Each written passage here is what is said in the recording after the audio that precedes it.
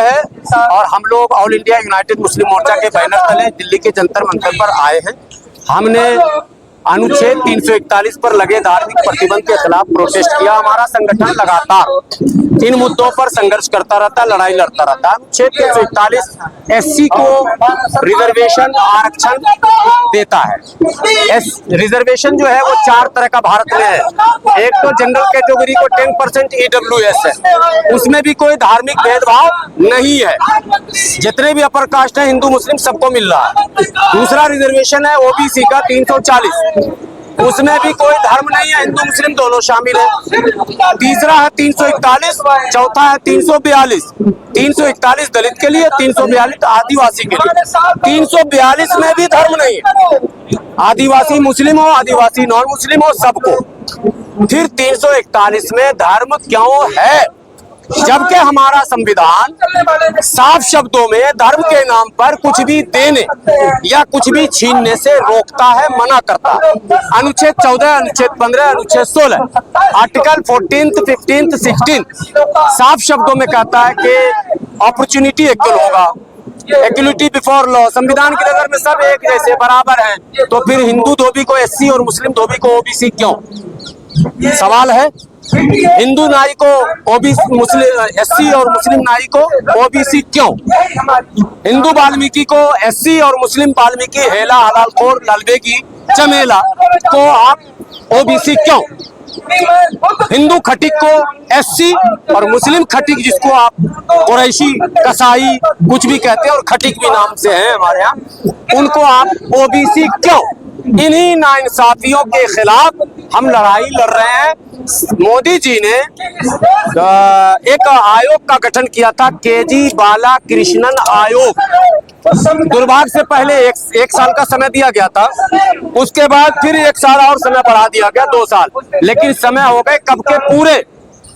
अब तक केजी बाला कृष्णन आयोग का जो रिपोर्ट है उसको सार्वजनिक नहीं किया गया। हम लोग को ये पता नहीं चला कि केजी बाला कृष्णन जी ने क्या पाया।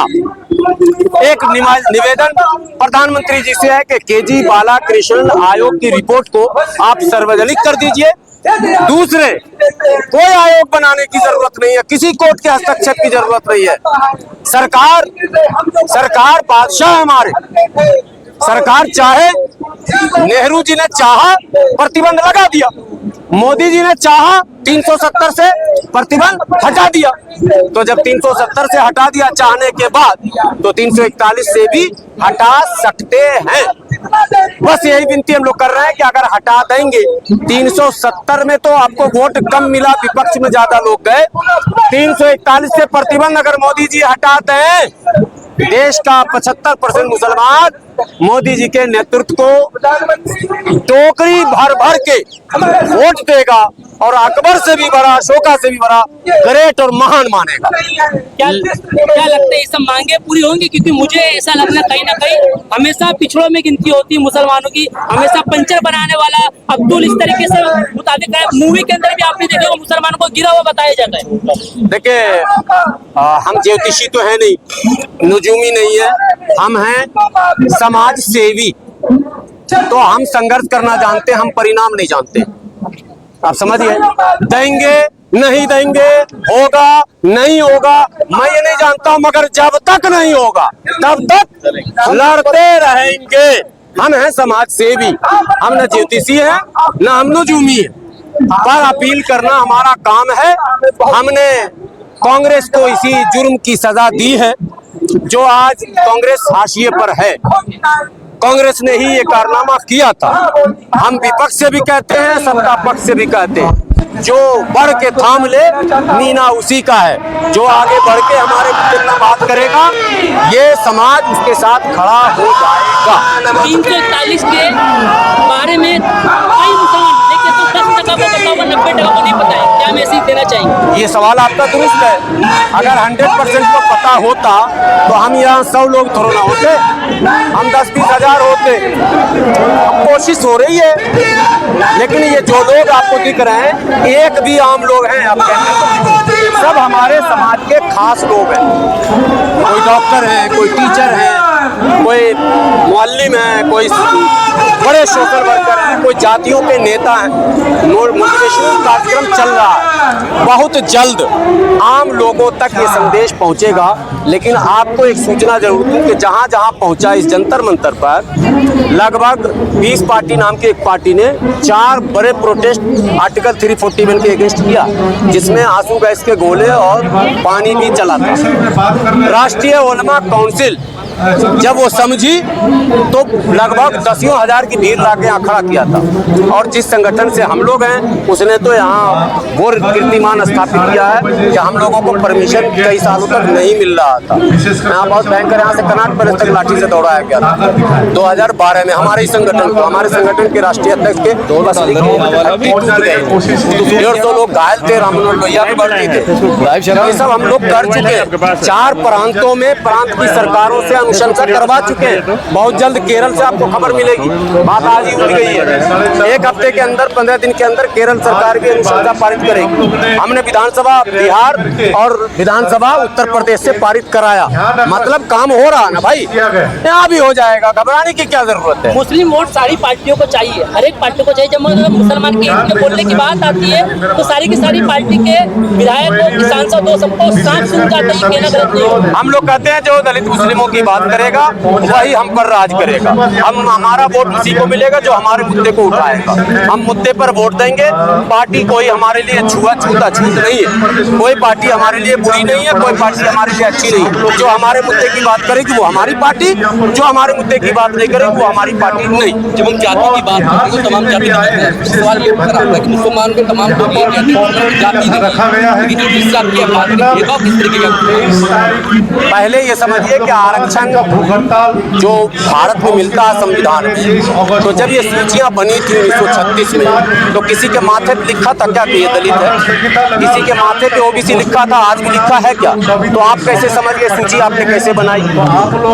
आपने दलितों की सूची बनाई कैसे? आपने पिछड़ों की सूची बनाई कैसे? सवाल है या नहीं? दरअसल उनके पेशे की बुनियाद पर बनाया गया। जिस पेशे से वो जुड़े थे, पेशा ही ये दर्शाता था। मैला ढोने वाला, झाड़ू लगाने वाला, हमारे यहाँ मेहतर और लाल बेगी, बेग में लाल। पहले संडास होता था, टीन में लोग मैला उठा के फेंकते थे आबादी से बाहर। तो मैला ढोने वाला, मैला उठाने वाला, झाड़ू देने वाला, साफ सफाई करने वाला, इस तरह से मुर्दार को उठाने वाला, चमड़े का कारोबार करने वाला, इसको एक श्रेणी बनाई गई।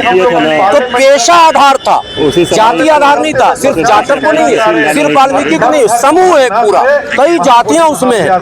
पेशा को आधार बनाया गया और पेशा ही बताया कि ये एससी में जाएगा, पेशा ही बताया कि ओबीसी में जाएगा, पेशा ही बताया कि ये एसटी में जाएगा। तो जिस पेशे से आपने चिन्हित किया है वो पेशे में हम हैं। तो एक तरफ आप वाल्मीकि को दे रहे हैं और मुस्लिम वाल्मीकि को नहीं दे रहे हैं। वो भी मैं वही काम कर रहा साफ सफाई का। वाराणसी जहाँ से प्रधानमंत्री सांसद हैं, वहाँ के नगर निगम में 64 मुस्लिम सफाई कर्मी हैं। ये मैं कर कितने एट दिस टाइम 64 मुस्लिम सफाई कर्मी हैं जो लीगल, वो आपको क्या बोलते हैं, सूचना का अधिकार भी मिलेगा, परमानेंट वाले। और जो उठल्लू आजकल ठेका पर तापे सैकड़ों लोग हैं, जाति नहीं है, वैसे नगर निगम में है। आगरा चले जाइए, जूता जो आप पहनते हैं चमड़े का, कौन बना रहा है? सारा चमड़े का कारोबार, चमड़े का सफाई, चमड़े को खींचना, खटिक, चीक, कसाई, चमड़ा खींचते, नमक रगड़ते, ठीक है। पूरे इंडस्ट्री में चले जाओ, जिसको बर्बाद किया गया कानपुर में, सब मुसलमान। चमड़ा साफ करने वाला, चमड़ा को तैयार करने वाला, उसका चप्पल जूता बनाने वाला, तो हम मोची नहीं है, वही काम हम कर रहे हैं भाई। तो खटिक भी हमें, मोची भी हमें और वाल्मीकि भी हमें। वो भी तो जिंदा मिसाल है, वो भी तो सुने होंगे ना, वो भी कपड़ा धो रहे हैं, वो भी कपड़ा धो रहे हैं। हिंदू धोती मलाई का है और मुस्लिम धोती पोता के। ये कौन सा संविधान है भाई? जो एससी का रिजर्वेशन की बात कर रहे हैं, वो हिंदू धर्म में जो छुआछूत की परंपरा थी उसके आधार पर मिला है। बहुत अच्छा सवाल आप किया। ये डॉक्यूमेंट्री किसी के पास है नहीं, मैं तो टीवी डिबेट में भी इस पे बैठा हूँ ना। छुआछूत अगर बुनियाद होता तो धोबी एससी में नहीं होता, धोबी तो कपड़ा धोता, सब प्रधानमंत्री राजा महाराज सब पहनता। नाई भी छूत अगर होता, सबका गाल नोच लेता, अस्तूरा लेकर आता, खबरदार। आप समझ, इसका मतलब पार्लियामेंट कमेटी जो बनाती है एससी छुआछूत नहीं था। एससी रिजर्वेशन का जो राइट एरिया है, आप उसे चैलेंज कर रहे हैं। एससी रिजर्वेशन का क्राइटेरिया टचेबल और अनटचेबल नहीं है सर। ये देश में गलतफहमी फैलाई गई है, बहुत सारी गलतफहमियां फैलाई जाती है। जैसे एक गलतफहमी है कि आपको सरिया मिल गया, इधर से सरिया न मिला, न सीमेंट मिला, न बालू बदरपुर कुछ न मिला, खाली नैरेटिव फैला रहे हैं आप। ये गलत नैरेटिव। टचेबल और अनटचेबल, छूत और अछूत एससी आरक्षण का आधार नहीं है, संविधान में ही नहीं है, पेशा आधार है। इसलिए मैं कहता हूँ फिर उसी संविधान में पहले ही आपने लिख दिया, पहले ही लिख दिया कि धर्म के आधार पर कोई छुआछूत, किसी के साथ भेदभाव धर्म के आधार पर नहीं करेंगे। तो धर्म के आधार पर क्यों कर रहे हैं? बाद में आपने सिख को क्यों लिया? सिख में इक्वलिटी नहीं है क्या? सिख का कोई धर्मगुरु बोलेगा कि हमारे यहाँ मैंने छुआछूत है? सिख में छुआछूत है? मुस्लिम धर्मगुरु बोलेगा कि हमारे यहाँ छुआछूत है? अरे धर्मगुरु क्या, मैं बोल रहा हूँ, मैं धर्मगुरु हूँ, मैं बोल रहा हूँ है छुआछूत का मतलब भेदभाव, पिछड़ापन, सामाजिक बहिष्कृत समाज। हिंदू से मुसलमान कन्वर्ट क्यों हुए फिर? तो सिख क्यों कन्वर्ट हुए? नहीं, मुसलमान में तो भेदभाव नहीं जैसे सिख क्यों हुए? यही सवाल का जवाब दीजिए। सिख भी तो भारत के मूल निवासी है ना, धर्म भी भारत में ही है, तो क्यों हो गए वो? सवाल तो आएगा वहाँ भी ना। सब सवाल को मियाँ जी की तरफ मत मोड़िए, हम दलित मुसलमान हैं ऐसे ही कमजोर है और सारा मुसलमान मेरे ही तरफ मोड़ देते हैं। हमसे इतने सवाल कीजिए कि भेदभाव क्यों हो रहा है और भेदभाव खत्म कौन करेगा? कांग्रेस तो की नहीं, कांग्रेस ने तो हमारे साथ जुल्म किया, तो क्या मोदी जी करेंगे? बस यहीं पर रोकिए मामले को। अगर मोदी जी करेंगे तो हम मोदी जी के लिए लड़ेंगे, हम मोदी जी के लिए मरेंगे, लेकिन मोदी जी भी नहीं करेंगे। बात करते हैं ना, बात ही तो अभी हुई है, उसी का तो इंतजार है। सोनिया गांधी के सलाहकार अहमद पटेल साहब से चाहते तो कई सांसद और कई विधायक बना सकते थे मुस्लिम, मगर कहीं न कहीं बहुत ज्यादा रियलिटी बता रहा हूँ, और मैं चिल्ला बहुत थका हूँ, सारा मैनेजमेंट, और आज भी सब देख ही रहे हैं आप। आज मैं लंबा सवाल का जवाब नहीं दूंगा, मेरे पास वो सवाल का जवाब है, कभी आप मिलना, मेरे ऑफिस आना। अहमद पटेल तो चले गए।